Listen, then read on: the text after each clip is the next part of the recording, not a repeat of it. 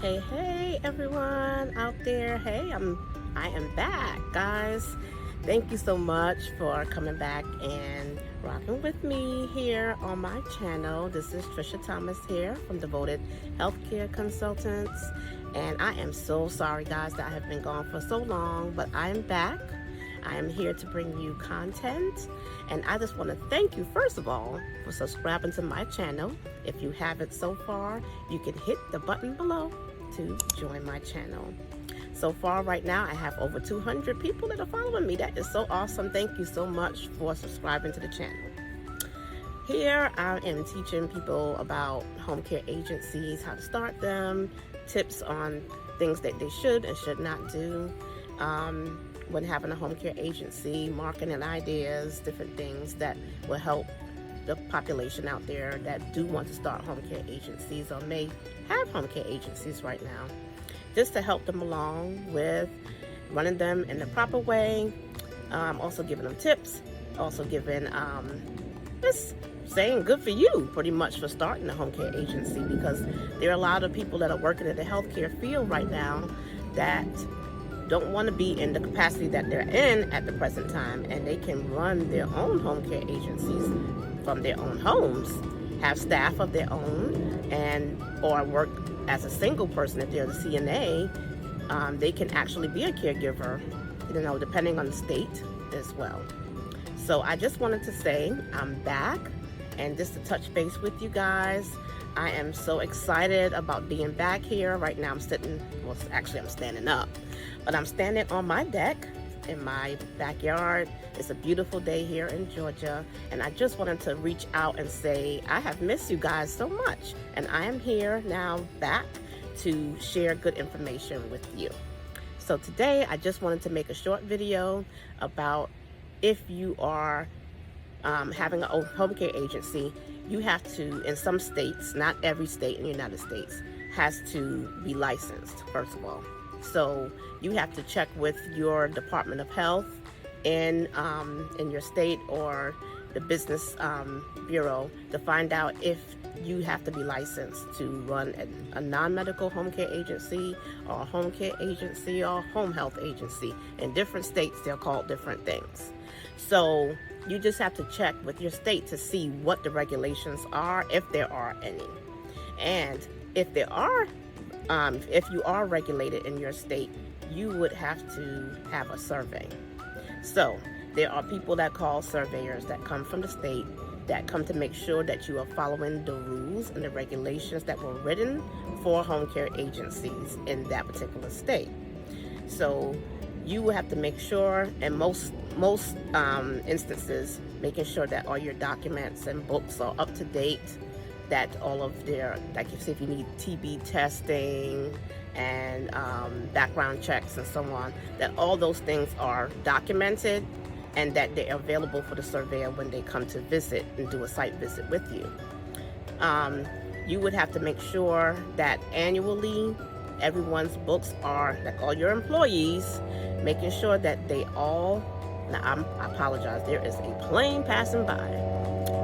Yeah, I live near an airport, yes. I apologize for that. You can let it pass. Meantime, you could be enjoying my beautiful flowers.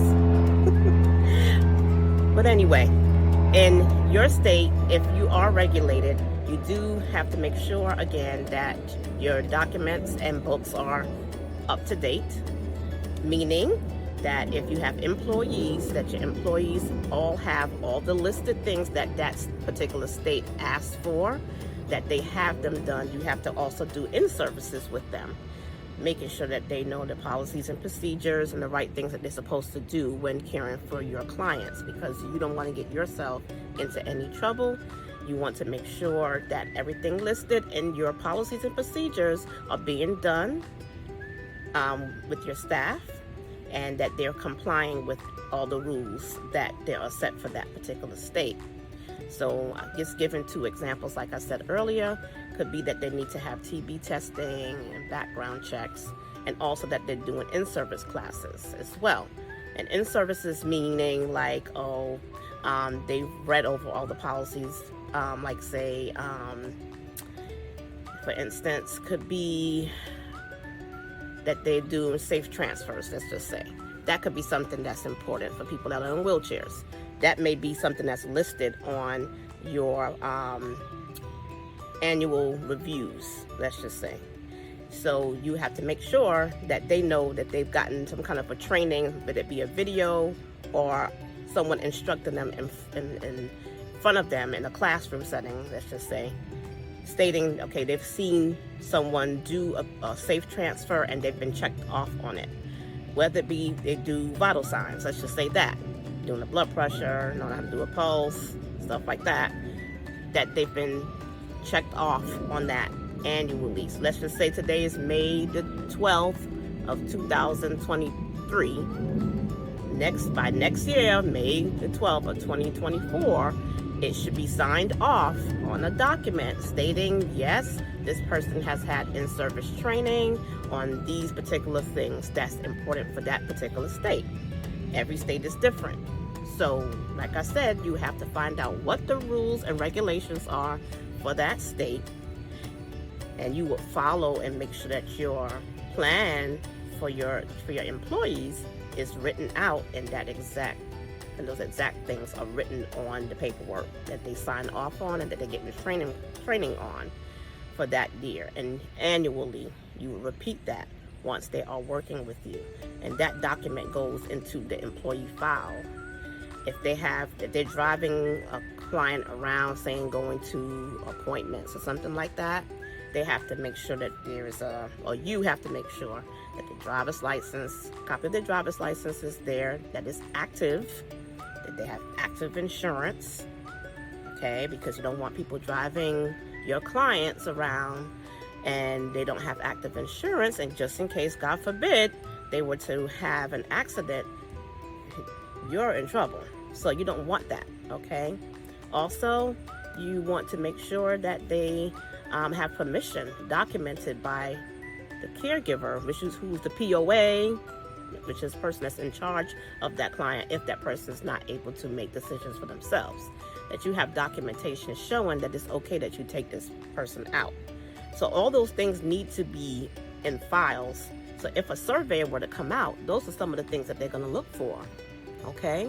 If you have an incident, say a client were to fall, they want to see, well, has it been documented, showing that this person fell, that they hurt themselves, so on. An incident report has to be written, and that is another thing that the state will look for as well when the surveyor comes out to survey. So first of all, the first main thing is that you have all your policies and procedures written out if you are in a state that requires that's regulated. So there are some states that are not regulated, okay, that don't require for you to have a license to run a home care agency. There are several that are like that, but a lot of them are regulated because this is an important thing. So I just wanted to touch base with you guys, let you know that I am here. I am still here. All right. And I appreciate you guys so much for following my channel. And I will continue bringing content to you that will help you as you move along and decide that you want to do a home care agency. If you want to reach out, and you can get in contact by sending me an email at info@devotedhealthcareconsultants.com. Okay, it's all listed below for you. I also have an ebook that can also guide you along the way. If you're interested in that, it is also listed down below. Okay, I hope that you have a wonderful, wonderful evening, and it was nice to get back to chatting with you guys out here, and I truly appreciate you for subscribing to my channel. Goodbye. Talk to you soon. Bye-bye.